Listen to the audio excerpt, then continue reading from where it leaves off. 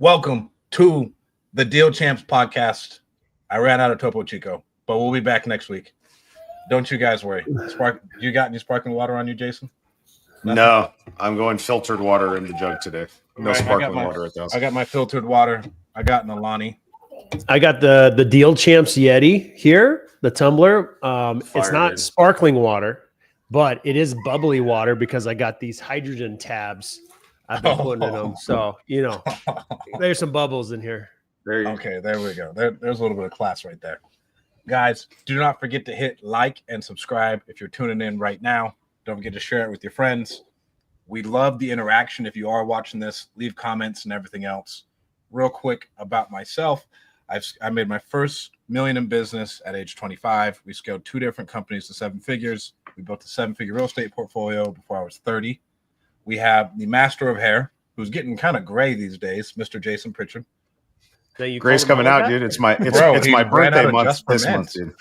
He ran out birthday month. I'm not doing it. I'm embracing the silver, dude. I'm just Jason. We're gonna let this 30-year-old call us out like this. We gotta rough him up a little bit. 44 this month, boys. 44 in a few weeks, dude. It feels crazy, man. Getting up there in age, man. I am your other co-host, guys. Jason Pritchard. Backstory on me is I worked in corporate America for 15 years. Was unhappy with my job, unhappy with my life. About 11 years ago, we burned all the boats.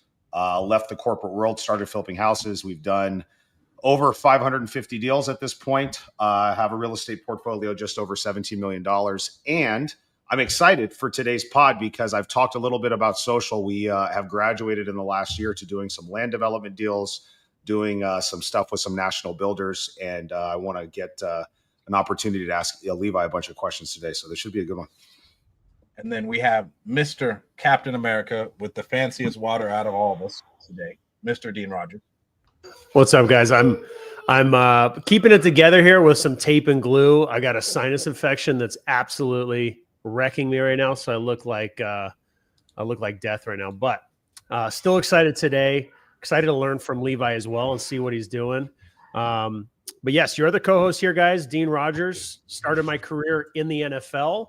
Living my childhood dream, and then I transitioned into corporate and then into real estate. Been investing in real estate the past decade in Central California.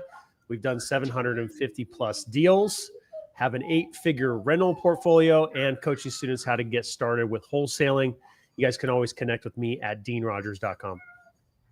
And then we have the master builder, Mr. Levi. Levi, how do I pronounce your last name, bro? Wanner. Yeah.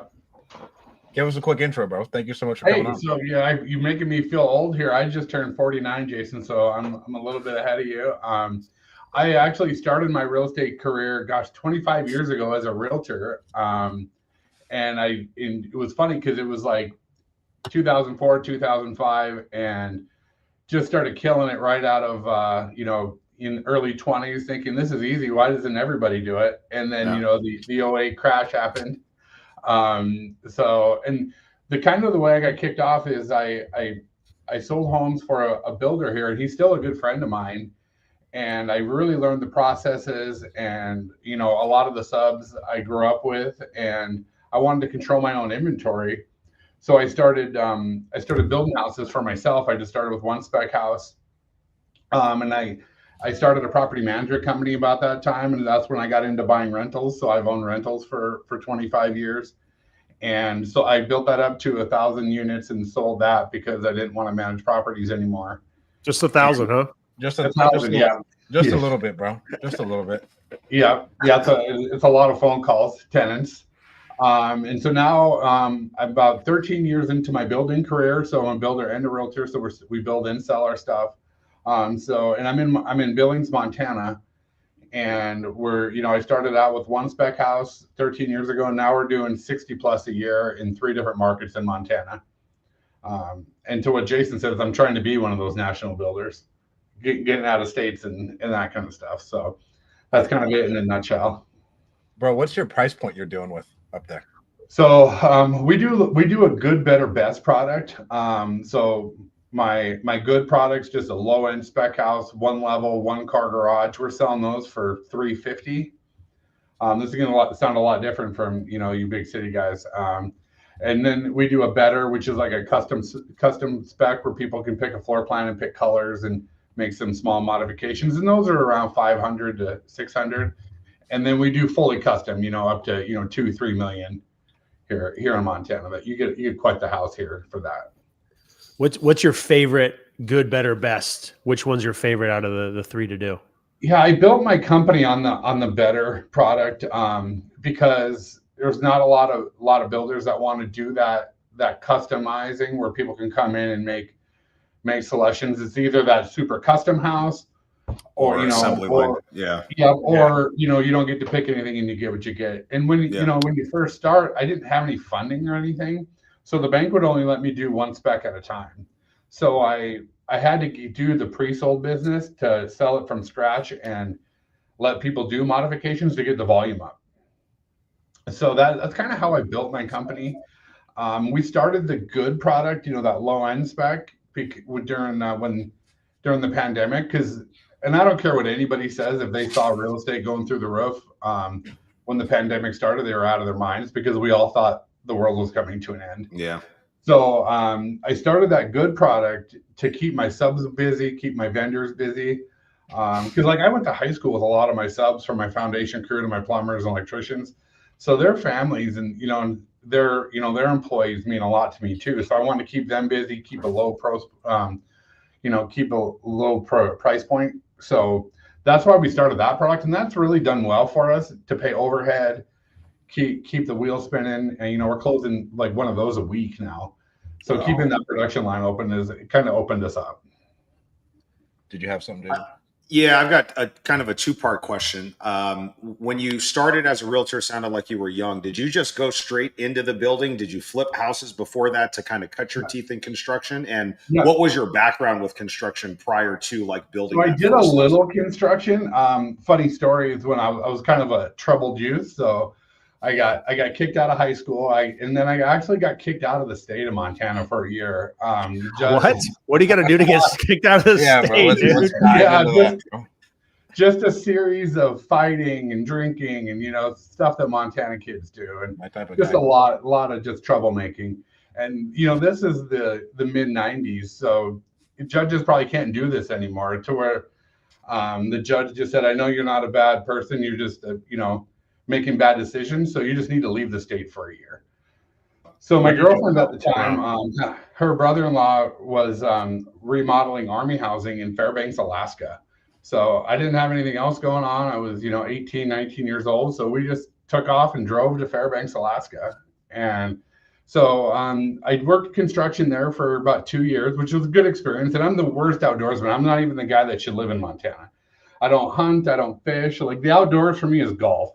That's about as so all I did there was work, just did all that. And then I got into property management when I moved back to Montana as a maintenance man, just fixing odds and ends stuff. And then the guys that I worked for there saw that I was good with people and could rent apartments and that kind of stuff. So I moved up into the management area of it. So and that's what I always say, I'm not like the tool belt builder. That's what we see a lot here in Montana. Everybody that has a tool belt tries to build a spec house. Mm. So that's what kind of differentiates us. Is I'm more of a salesman, businessman turned builder. So we're able to come up with the systems and the customer service that where a lot of builders are, guys that frame houses or trim houses. Yeah. And they don't have that expertise. So then after I had a kid, I had 2 kids really young. So I thought I wanted that government job, where you had, Veterans Day off and President's Day off and all, the good benefits and stuff. So I took a job at the Housing Authority and I made it there 6 months. It was absolutely the most brutal 6 months of my life. I was climbing the walls. I actually was just studying for my real estate test while I was working there. I just couldn't handle it. You just do too much work and they're mad at you sort of vibe. Wow. So I got my real estate license there. I think I was 25, 26 years old when I did that.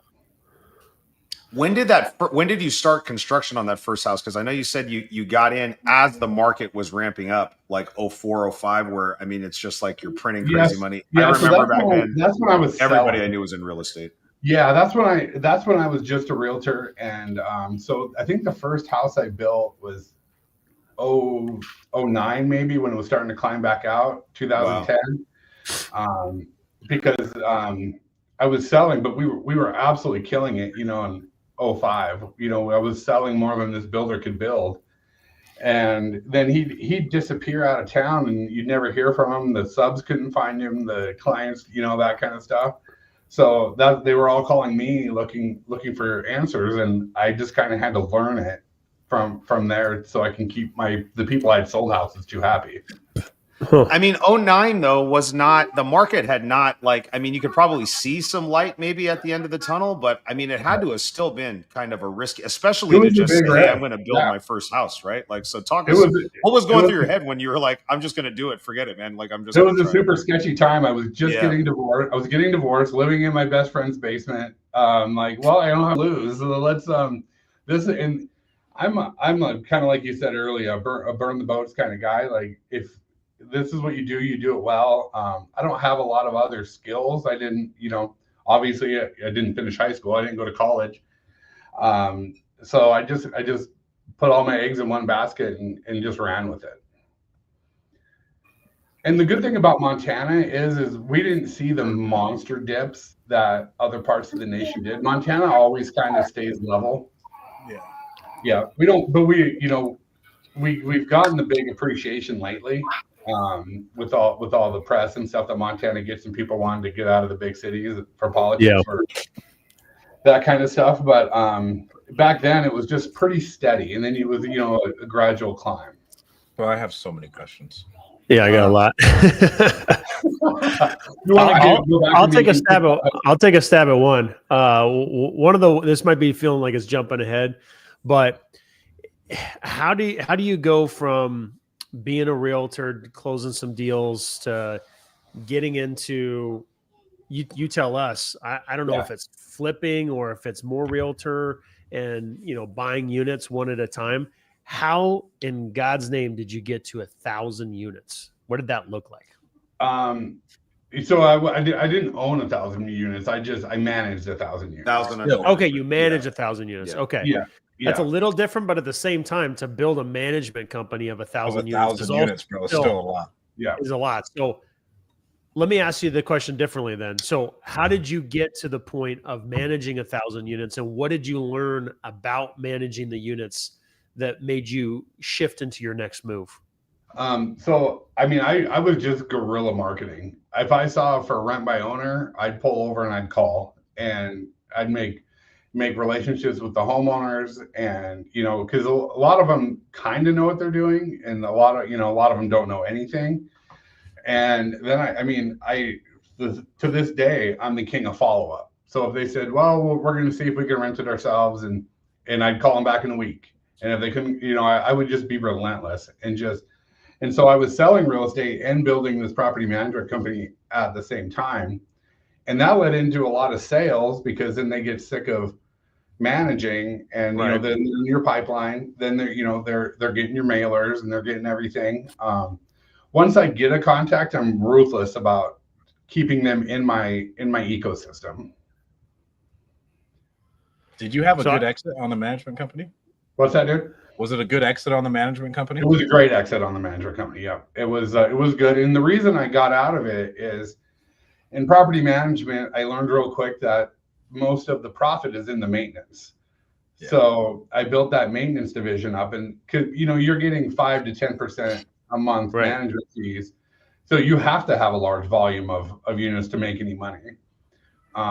And then as I was learning the building process and learning the financials of that, you learn that the profit margin is just so much bigger. And, you know, you keep one client happy, you get a bigger profit margin than, you know, trying to keep 1,000 property owners happy, you know, having to do maintenance on their house. They're not happy about that, you know, having vacancies. Makes sense. Right. Quick question about, I had a couple questions about the management company. So the management company, is that what is, you're at 1,000 doors. Is that in itself, the business itself, is that like a very profitable company, or is it a tight margin type of company? How would you describe that type of business? I think it's a medium margin. Again, all the profit that we were making, the fees are great, you know, steady monthly income. But the real money in that is the maintenance. Sure. It needs a new roof. You have a roofer, you mark it up 20%. You get maintenance staff, you're charging them out at $30, $40 an hour. Keeping that staff, keeping good handyman handy, always having the landscaper, always having the connections to take care of the properties that need the maintenance. In an exit like that, is that like a multiple 6-figure or a multiple 7-figure type of deal? Back then, it was probably like a 3 or 4x deal back then, because that was early, late 2000s.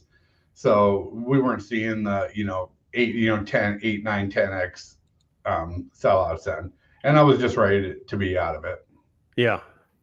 So how did that fuel your next venture? How did you take that money and say, all right, I'm going to go more into this? Was it more real estate, retail that you dove into, or is like, I'm going to start building now? Yep. So I kept selling. I'm always selling, the first time home buyer or the people downsizing and stuff like that. So the real estate commissions always kept coming in, but again, it was slower, going through a divorce, that kind of stuff. And then to get one spec going, you got to have, you 20% down. So that's kind of how I funded that first deal. And then I found a developer that, they're the largest developer in Montana now, where I made a good relationship with them, and then they would subordinate lots to us. So then the bank will use that as the 20% down to when you start getting that high volume. So what was the reason they would do that? To move more land. Yeah. Just they had too much more. They had more than they could. So they just bite. Yeah. So they subordinating a lot would be, Levi. Excuse me. Go over what a subordinating a lot would be. So subordinating a lot. So if a developer owns the land, so they'll own it free and clear, and then they'll deed the land over to you with a promissory note. So then you can use that at the bank as your 20% down to fund your construction. Wow. Yeah. And then at the end, you pay the land off. Yeah. So you just go get the bank loan for the 80%. You give the 80% loan that you got to the developer, and they carry the note for the 20%. You actually carry the note from the bank. The bank since they've deeded the land over to you in a trust indenture. They feel safe. They still have a product, because I have seen them do that before, where a builder fell through, and then they just take the property over and sell it. It works pretty slick, because they're able to move land. It's able to get us more product out there.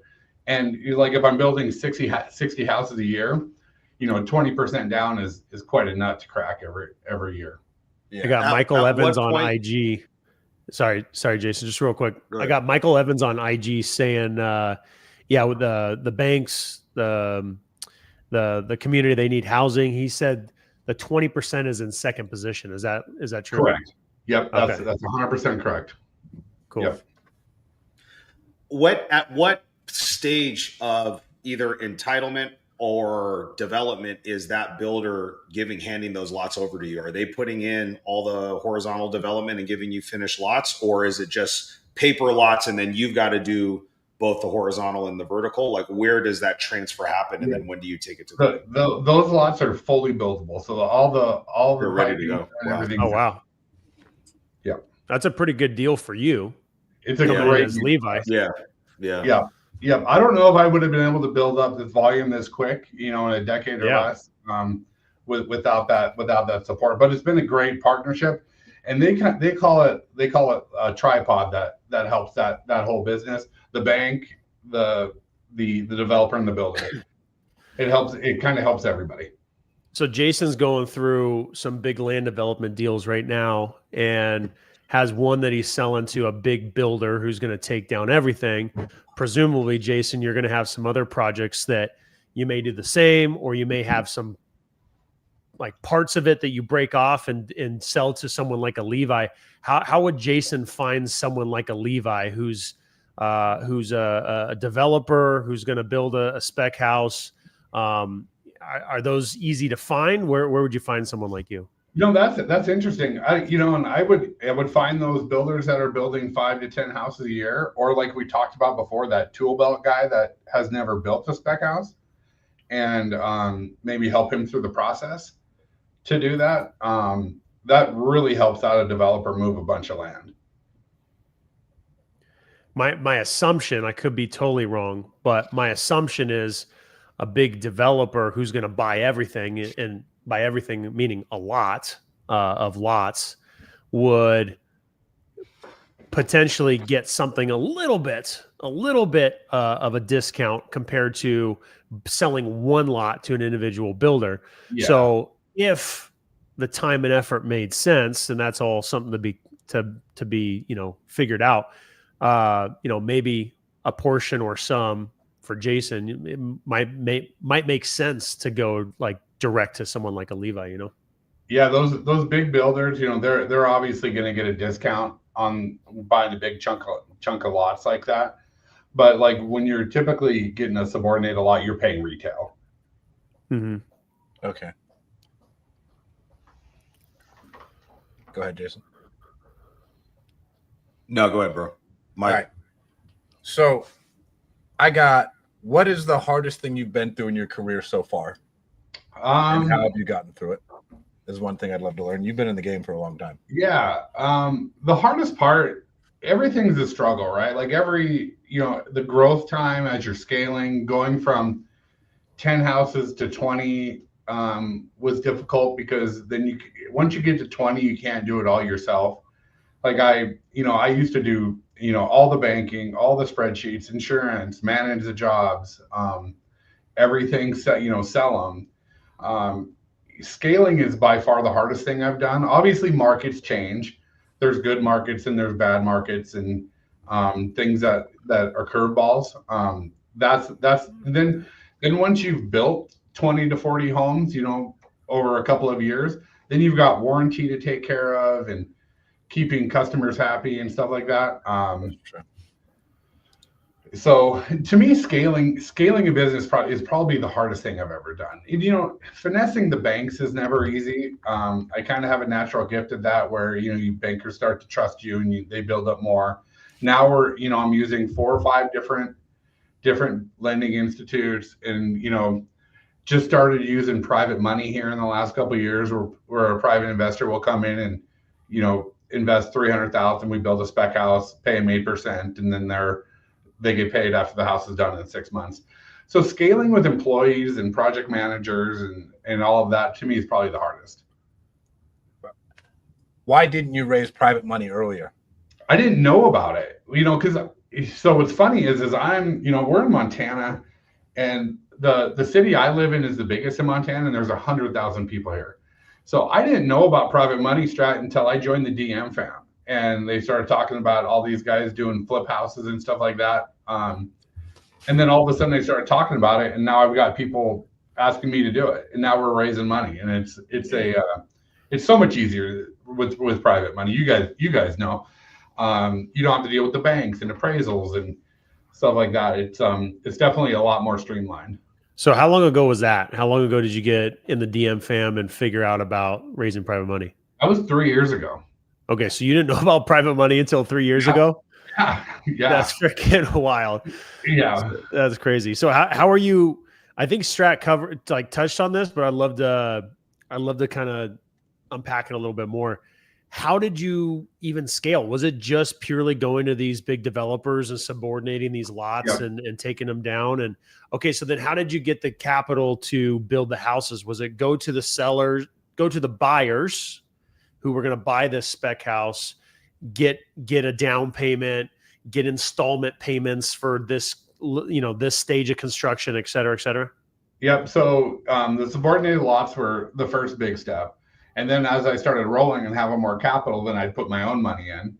So that helped with volume. And then the pre-sold business is really where I really took off, because that's what we really do well.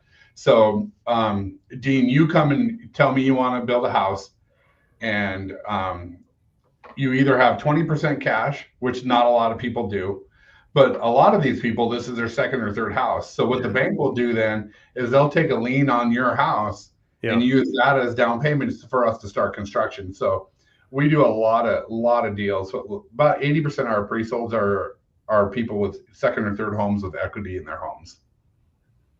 to find those buyers? Is that like a whole process, or is it just as you're putting a sign out front?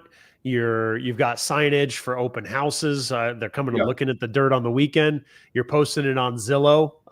You know, build your dream house. Like what does that look like? All of that, all of those things. But I kill it at open houses. I've created a little niche of builder open houses where you actually get to meet the builder, which is hopefully going to end. My sister works with me. She's a realtor as well. And I told her, like, I don't want to be doing open houses when I'm 50. So, but I get so many pre-solds because when people walk into an open house and they're all standoffish with the realtor, and when they find out that you built the house, then they just automatically open up to you. And, you know, just being likable, asking the right questions, following up is, you know, obviously huge.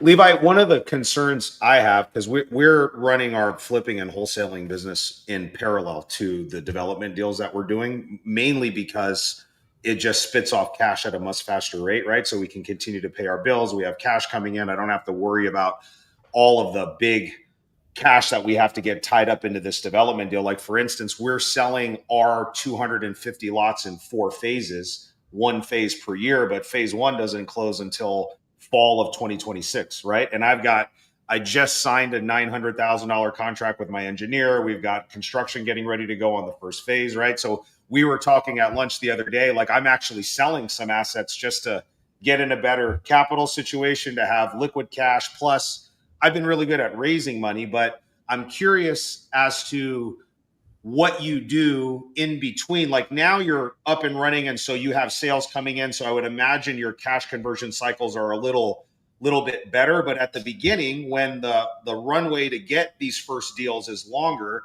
is that why you kept your agent business going? Or are there other ways to keep money coming in the short term that you can do while you're waiting for some of these bigger pops on some of your developments? Yeah, that's 100% the reason I kept my agency business running. Yeah. And now that business, we control the whole process. Yeah. We sell them the house, you know, the house that we built. Then we sell the people's house. We control what lender they go to. So then when we're 60 days from being complete with the house, then we put their house on the market. We control their moving times. It's a full service offer now, to where, you know, we can offer discounts on the brokerage to get people to, it's one-stop shop where they don't have to. But in developments, by far the biggest cash suck that you'll ever get into up front, and all the money's in the back end. Yeah. You know, you got to pay off everybody else first before the developer makes any money. So that's the trick of development. That's the hardest part. Are you guys doing just, I mean, obviously it sounds like your sweet spot is like building the homes and doing the vertical construction, Yeah. but have you done any of the you know, kind of the bridge from like getting the deal from the landowner, doing all the entitlement work, maybe doing the site improvements, and then sold off like the lots after they've been entitled or papered? Or is your focus just building the houses just because that's your sweet spot and you let somebody else find the land, entitle it, and sell it to you? So yeah, so the vertical has been our sweet spot, but I've been partners in some of these smaller developments in getting them going. So I've been through the process, and that's the next progression for us, is to get into that development. So then we can control the whole process. And that happens a lot where you guys are at, to where you come to a subdivision, you have to build with that builder, because if you want to be in that subdivision, you have to. Yeah. So that's the kind of the next progression that we're wanting to make, is to get to that point. Nice. What type of margin are you going for on the house that you're looking at it? We're typically 20% a home run. Yeah. Okay. Yeah. Sure. Obviously, like right now with interest rates, you know, being close to 7, we're not getting that, but but then during the pandemic, we were getting, you know, 30%. It was, you know, just different times. Right now it's kind of sell a house, move on to the next one, pay, you know, get everything paid off, and move on. One of the things, just in talking to home builders out here and just contractors in general that maybe do a one-off house here and there, one of the concerns that they have is just their exposure after the actual sale of the house, right? I think in California, you're on the hook for some of the, like, for 10 years for some of the stuff. Is that the same in Montana? And like, what do you do? Obviously, quality control, you got to put a good product out there and make sure that it's good. But what do you do to mitigate your risk after the fact from getting sued or having to go back and fix stuff years after? Yeah, that's a great question. Obviously building the good product is the best warranty that you can do. Then we do a 1-year craftsmanship warranty, so basically everything's under warranty for a year. Then we do a 210 warranty. It's called. It's 2-year mechanical, 10-year structural. It's actually a separate insurance company. I don't know if you've heard of it. And they've got some good clauses in there to protect the builder from being sued and stuff like that. It's not if, it's when. We all go through that stuff. A lot of houses we're piering now, so we can get rid of that structural issue. So we pier down to bedrock. Because there's in the town that I'm in, there's like five or six different soils pockets that's really hard to navigate. So we're piering a lot of houses, but I mean, you can do whatever you can to mitigate it, but there's always going to be issues.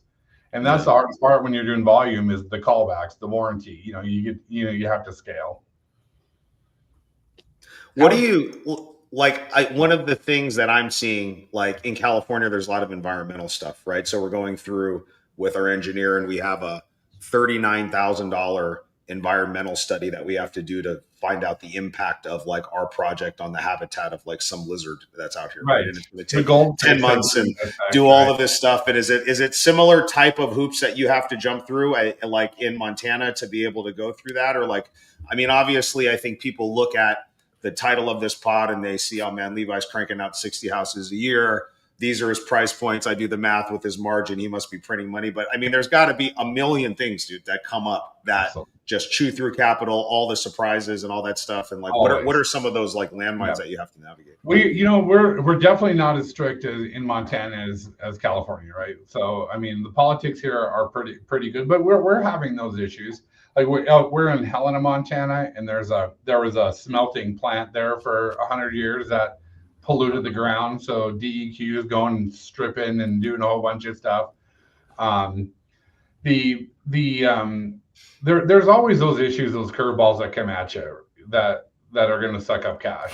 You want to make 15% margin, and that gets eaten up in warranty. All of those things, and just troublesome clients. I call it the 1 in 10 rule. It used to be 1 in 10. Now it's like 1 in 5.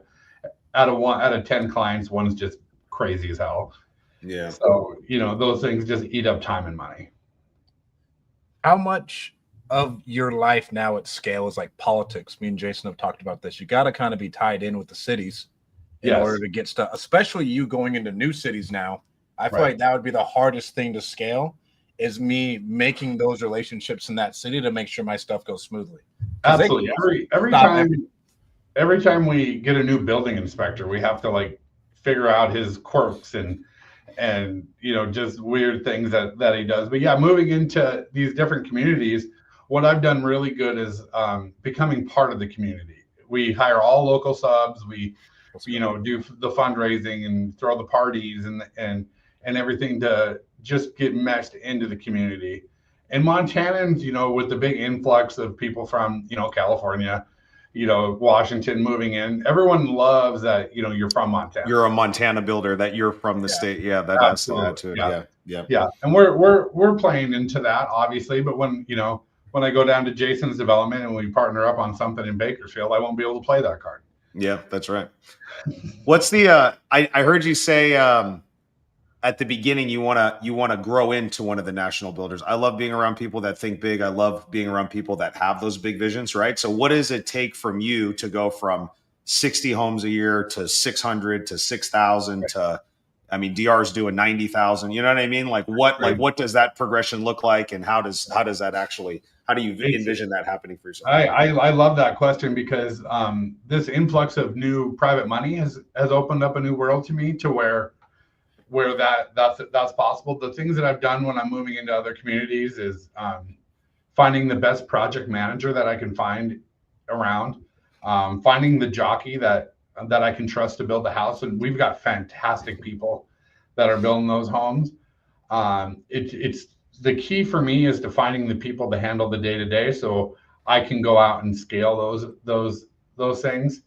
I just started a building coaching group that I'm going to do that I think will lead into that, to where I'll coach somebody to scale this business.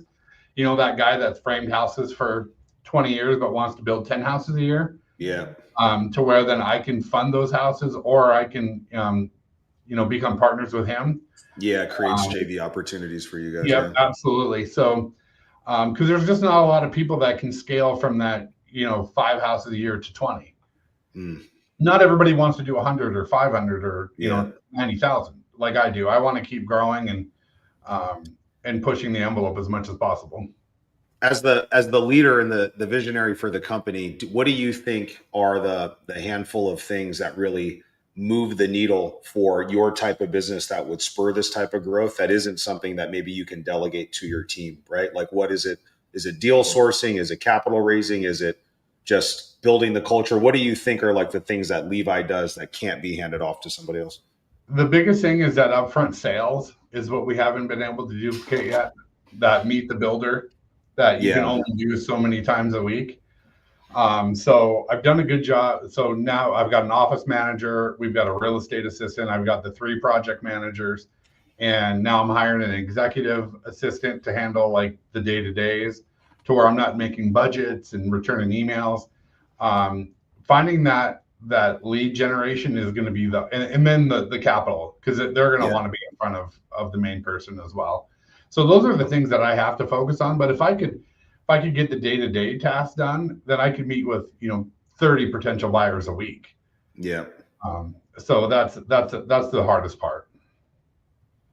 How was the influence on Arte Syndicate, especially when you joined at the beginning, when there was like $100,000 like up front to join, and how did that change your mindset around everything? Because I feel like we've all listened to Andy Frisella, and Andy is, in my opinion, like I love him, and bootstrap billionaire essentially is crazy. So like, how did that help with your journey overall?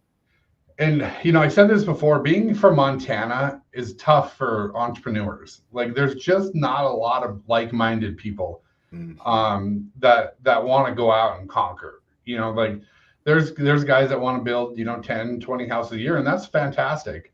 But there's not a lot of people that want to do that kind of business that guys like us want to do. So joining groups like Arte and the DM fam and stuff like that has been great to be around. Meet and strat and being around people that have bigger visions. Because people think I'm crazy, think that I'm delusional. High school dropout, no college education, and you wanna go and take over the world. Where to me that's just it. And then being around Andy Frisella and my letter taught me it's okay to be intense. Because I'm an intense guy. I know you guys grew up athletes. So I'm a wrestler, college scholarships when I was a freshman, all of that kind of stuff. You can't teach that kind of drive. And Andy Frisella just emulates that on a day-to-day basis. But Ed Milet, when you meet him personally, is the most intense person I've ever met. Like, you don't become close to a billionaire without being super, super high-driven intense. So I think my biggest takeaway from that is it's okay being intense and wanting more and pushing. I think that was the biggest thing I've struggled with, is being too, like, I feel like I'm too intense to where it's okay.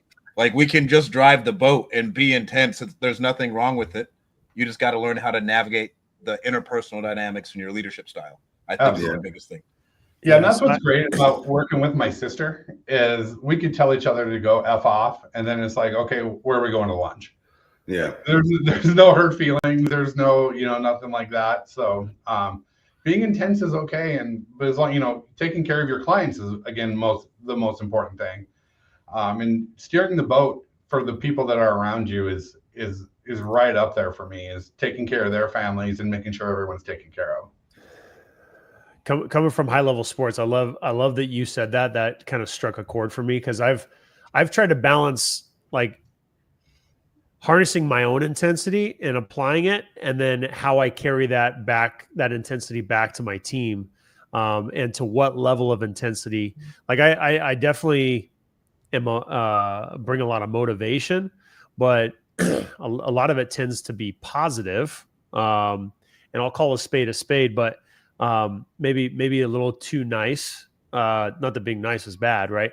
But like this last Friday, I just was like, nope, I'm just taking off all the niceness off of it. I'm not sugarcoating anything. Like I dropped the more F-bombs than I ever have on a team meeting this last Friday. And it was like, guys, this is the new standard, and we all got to step up. So I'm fired up. My partner and I, we were just talking before I got on this. That's why I was a couple minutes late. Like I'm fired up. I'm ready to just break down new walls and get to new levels. And I love that because that word that you just said has been coming out of my mouth the last couple of days is the standard.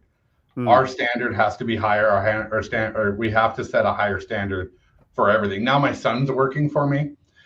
He's 23, and so he's cleaning all the houses that we're building. So I took him around and showed him what I expected, because if you drive up to another builder's house and there's lumber all over the place, wrappers flying everywhere, that's not our standard. Because we sell, the best form of advertising we have are our signs in the yard. And when people drive by and we have clean job sites, that's our standard, and people call us because of that. Totally. How big's your team? So we've got 3, 4, 5, 6, 7 full-time employees now. Yep. And then we subcontract everything else out. Yeah. Jason, I'm gonna go deep down do you have a different question you want to go into? Because I'm gonna go deep into team unless you want to hit something else. This is a little tangential thing, and then I have some questions about team, so you can kick off after that, Dean. Let me ask you this. So like, I'm curious to know, with all the noise that's happening with tariffs, and that has to affect lumber prices and the prices of appliances and blah, blah, blah, blah, blah. And at the volume that you're doing, you've got a lot of cash going out, right? Like, what do you do? I just curious, just like one business owner to the other, like, what are some of the things that you do to just keep your head screwed on straight, right? To not let some of that outside noise like impact and affect your decision-making practices. Because it isn't like in our business, we can go out, lock up a deal, and we can wholesale it, and we can get a check in 30 days. You know what I'm saying? And so we can go out there and make some money and bring some money in. But like, you go lock up a deal tomorrow, you know, by the time, like, you're probably not getting a check for 12, 18, 24 months, you know, depending on where exactly what stage of development it's at, right? So you've got to have a much longer vision. How do you keep your head screwed on straight and deal with all the noise and the ups and downs? 2 things. I do 75 hard every year. I'm at the tail end of it right now. I always do it right about end of February when the weather's shitty in Montana. I want to feel like a savage. I want to keep my mind clear. And I want, that really dials me in. And then I have such a good relationship. I've created that relationship capital with my vendors and all of my subs, to where we're negotiating better deals because we're buying such volume, and just nailing those prices down. When lumber prices went through the roof during the pandemic, my lumberyard owner called me and he's like, raise the prices of all your houses before anybody else knew it. I did. I never took a loss on a house. Some of the margins were super slim. But those relationships are absolute gold. And I cultivate all of those all the time, in every community that we're building in, from my electricians to my plumbers. I make sure I know the pricing, I know what's happening before it happens, so we're able to kind of hedge some of those bets. And then I play off the fear of the markets a little bit. Like, I'm filming some social media content. Hey, are you super freaked out about the tariffs? This is a spec house we built before the tariffs were hit. Come buy it before prices skyrocket. Where we might not see a skyrocket, but let's move some inventory because of it. Totally. So I love to dive back into the team aspect. You got 7 team members. Yeah. Okay. Kind of hit you with a handful of questions here. Are all those team members long tenured team members? They've been with you for years, or turnover that happens? What does that look like? I've had some turnover. So obviously my sister's been with me the longest. My original vision for her was to get her real estate license and kind of be an assistant. But then she turned out to be a rock star and became a great sales force. And a good partner in crime for me to have. So that worked out fantastic. Our real estate assistant has been with us just over a year. As we were scaling, we needed a real estate assistant because we're trying to close 100 real estate deals a year, not new construction, as well as the building. So we're trying to, keep that business going as well. Angie, my project manager, has been with us 3 years, and she's we partnered with Mike Burns on a mortgage company, and she's going full-time mortgage because that building, that business has taken off. My project managers, Mike and Helen, has been with us a couple of years since we went there. But I did have a project manager here in Billings, and he was a great friend of mine. We grew up together, played sports together, and I always say there's seasons for relationships and people like that. We just kind of outgrew what he was capable of doing, and the quality of work was going down, and he decided he wanted to go do it himself. And so we replaced him here with a fantastic guy, and so that's helping us grow, because what I thought was going to be a negative turned out to be a positive. Our quality is better, our customer service is better, so it ebbs and flows. Real quick, Levi, how did you navigate that conversation? Because I think that's the hardest part for most entrepreneurs. As you grow, the people who helped you get to one point are not going to help you get to the next point, and a lot of us are loyal. We care about people, but you do have to, the best word I could say is prune, to make sure that we can make room for the next person who is going to help us get there to the next level. Yeah. So how did you navigate that? Unfortunately, it didn't go as smoothly as I wanted, because I am that loyal guy. I'm loyal. Like my sister always tells me, like, you have to quit being so loyal because it ends up hurting us. I tried to make it work for too long, and then it ended kind of messy, which is fine. It wasn't messy. It just, he wasn't happy, I wasn't happy, and the split was fine. But it just, the long-term relationship is fractured, and that was kind of a bummer. Yeah. You're right. That's a hard thing to navigate. That's a hard thing to do, especially when you're longtime friends and he's got a family he's got to take care of, and that stuff weighs heavy on me. Taking care of your team and making sure everyone's in good positions. That is a tricky one. When it comes to training, what type of training are you guys doing? You're dealing with complex things. This isn't simple real estate deals. There's a lot of expertise that needs to go into how you put these deals together and execute on them. So is your training ongoing, consistent, or you just hire the right person, you have some onboarding, and they're either the expert at it or not? What does your training look like for your team? Yeah, the training's a hard thing to do, because building a house, nothing's the same ever. Yeah. It's not cookie cutter.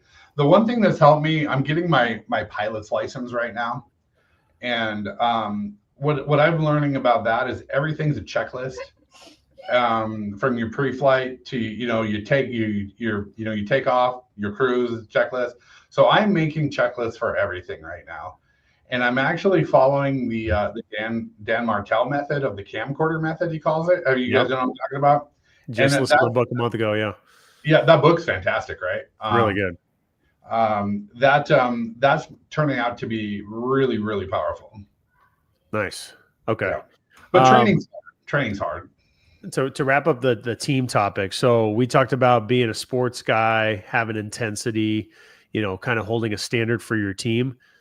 How does it look like for you to bring your intensity to the team? As you mentioned with your sister, you guys could, tell each other to F off, and then where are we going to lunch after? Is that something that you also do with your team, and that's just how it is? Or how do you bring your intensity to your team?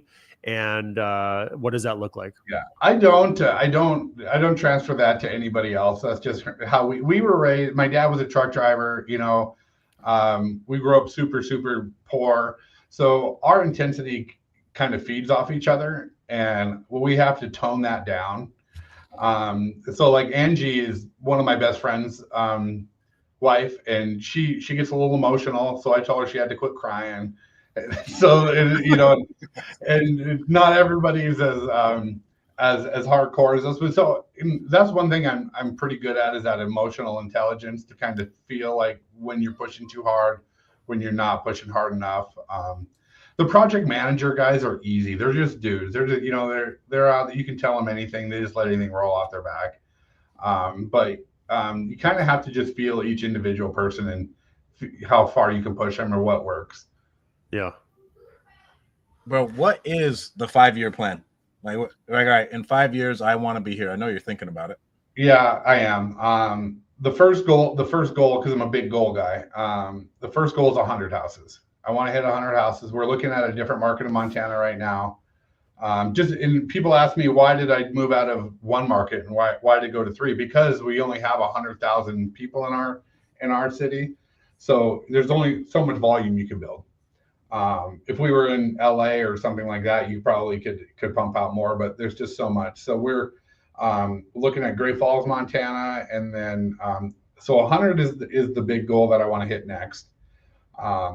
And I want to get into other states. I want to develop more land, and kicking off this coaching program and trying to help more people reach their goals is kind of a big deal for me. Bro, I love it. Yeah. How are you picking out your next market? Like, do you talk to ChatGPT as much as we do? I talk to it probably not as much as you, but dude, I'm fascinated. I am absolutely fascinated. So the next market is Great Falls, Montana, and it's a big Air Force Base town. It hasn't had a ton of growth, but the first term that Trump had, he signed a bill to upgrade all of the bunkers are running on 1940s technology. So there's a ton of like tech money rolling in that's kind of central Montana. So, and there's just a super underserved market. So that's why we're picking that one. So we're looking at underserved markets and where there's less competition.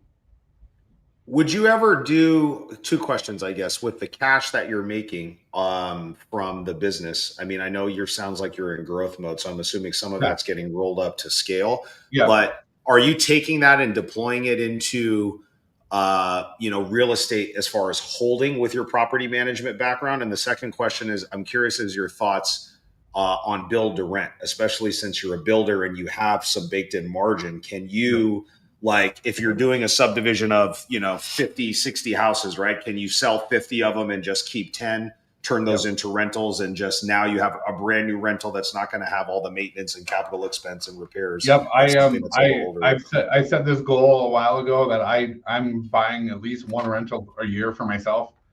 That a lot of years that turns into more. Yeah.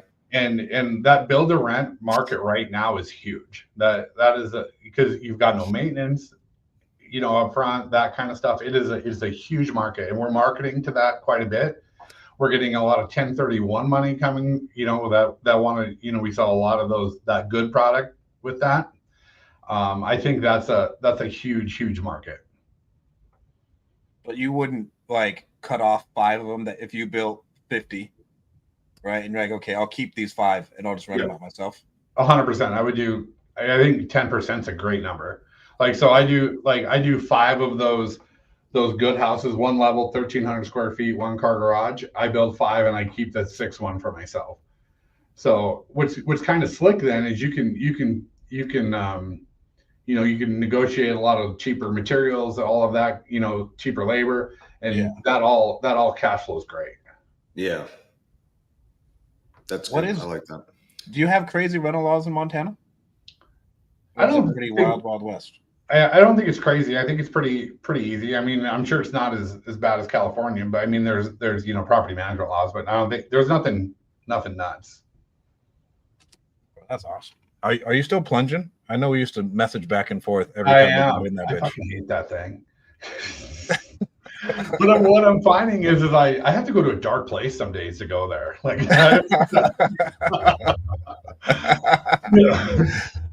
I got to throw in Young Dolph and like think of my enemies to get into that thing, man. But I sleep so much better when I do it at night. I sleep hard.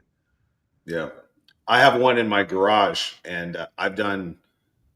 I have to check my tracker, but probably like 220 plunges. I'm down to like 41 degrees, and I noticed the same thing. Like, I have a sauna in there, so I'll do the sauna, dry off, and then jump in the plunge. And I'll do it like last night. I did like 8:30 at night. And it was the best sleep that I got all week. I hadn't done it before, but yeah. Dude, I use the Aura Ring tracker, and when I do it at night, my sleep is so much better. Yeah, same. But that doesn't get easier. No. What really sucks in Montana when it's 40 below and you got to go get in that darn thing. That's no fun. That's crazy. That's too much. I'm not. Yeah. Dean would say you're crazy. He won't even get in anything underneath 60 degrees. He's kind of soft that way. 60, come on. Okay, so Levi, I want to get your opinion on this. I love the cold plunge to be at approximately 45 degrees. That seems reasonable. You don't have any childhood traumas that you're trying to heal. I'll even inch down closer to 40, but 40, I just think there's some personal problems you're trying to get through. My brother-in-law was doing 37. Okay. There's some other things to talk about. Strat Daddy over here was telling me, 40 degrees, that's totally warm. You should be doing it. I've done polls on Instagram. Most people agree with me that if you're at 40 degrees or below, you're trying to heal childhood traumas. What's your take on this? I've got a ton of trauma, so I don't like to see that 4 number on there. So I have some hate to get through. Yeah. Okay. So you like the pain. You want to be sub 40, absolutely torture yourself. Okay. How long are you guys going for? 5. Yeah. I go 3 minutes. Yeah, I'm 3 minutes on that. I think 3 to 5 is good. Yeah. But I like to see at least 39 just to, to help the pain a little bit. Right. Like you accomplished something. Like you're like, okay, I really went through it today. At times I'd stare at that bitch for 20 minutes. And then it doesn't get easier, dude. Every time you're negotiating with yourself a little bit. Have you guys ever tried to do it when you're tired? Like I've literally had my brain like short circuit, like the power was turned off and I'm like, I'm about to drown in this thing right now. There's just so much pain. Yeah. So much pain. Yeah. Bro. It's funny how much interaction I get on Instagram from that cold plunge. People love to comment. People love it. So last thing, spec wise. Yep. I grew up in Utah and the spec builders, everyone lost their ass. So how are you mitigating your risk on that? Is everything pre-sold? Like no matter what, this is just coming. I still do a lot of spec houses. I bet you a third of the houses I have going at any time are spec. I just keep that low end pricing. I never get higher than like 600 on a spec, just because you can always cut your prices and cut your losses and move the house. The developer that I work for, he's a fantastic older gentleman, and he told me if you build specs that you like, that you would like to live in, you'll end up living in it. Yeah. So I keep 3 bedrooms, 2 baths. And the thing in Montana too is I'll do like 3-car garages wherever I can, except for that very low end, just because everybody's got toys and stuff here. Everyone's got boats and RVs and things. So, but that's historically the case, is that spec builder can get in trouble when they build too many. What's the percentage of your volume for like the good, better, best? Like, right? Like percentage wise, like how big of a tranche is the good, the better, the best? And what's for a resale house, not new construction, but what's the average median price point for a typical house in the market that you're? I think the median around here right now is about 500. And that's really good. Yeah. And I bet you we're 20% good. Probably 60 to 70% that better, and that makes sense if your median price point is around 5, right? Because our median price point here is like high 3s, let's call it 375, maybe a little bit more, and new construction starts a hair over 4 for the good product out here, right? From a national builder, right? So I can see why you would sell more. Is your margin the same on that better model? Is it still there, or are you able to squeeze out a few more bucks? It's a little better. Yeah, the margin gets better as you get higher. Yeah, that's what I was going to say. Yeah, that good product really, guys, right now is like pays our overhead. That's what I do. Okay. We try to close one of those a month, and it pays all the overhead and all that kind of stuff. So, Jason, when you're in this development, I've got good low entry plans and stuff. I'm happy to share them with you, and anything I can do to help you. I honestly would be open to just maybe taking a trip out there. Maybe the three of us will go out there. I'd love That'd to be go fantastic. check out your project and walk it and just kind of learn a thing or two. I think that would be cool.